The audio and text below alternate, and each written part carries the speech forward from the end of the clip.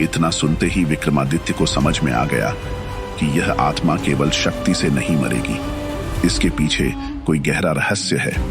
तभी उन्होंने देखा कि हवेली के एक कमरे में एक पुराना पीतल का घड़ा रखा हुआ है। उस घड़े पर तांत्रिक प्रतीक अंकित थे। उन्हें आभास हुआ कि आत्मा का बल शायद इस घड़े में बंद है। राजा ने जल्दी से घड़े को उठाया और उसे अपनी तलवार से तोड़ दिया। जैसे ही घड़ा टूटा, आत्मा ने दर्दनाक चीख निकाली और उसके शरीर में झटके आने लगे।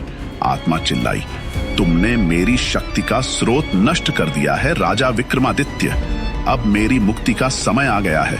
इतना कहते ही आत्मा धुएं में बदलकर हवेली से बाहर निकल गई और देखते ही देखते हवा में विलीन हो गई।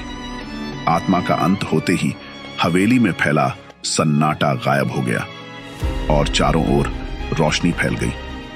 विक्रमादित्य ने गांव के लोगों को इसकी सूचना दी और अगले दिन उन्हें राज्य में सम्मान पूर्वक वापस लाया गया। राजा विक्रमादित्य की इस बहादुरी की कहानी सुनकर हर कोई उनके साहस और वीरता का गुणगान करने लगा। उनके पराक्रम और विवेक ने एक बार फिर साबित कर दिया कि निडरता, बल और बुद्धि के साथ कोई भी अज्ञात शक्ति हार मान लेती है।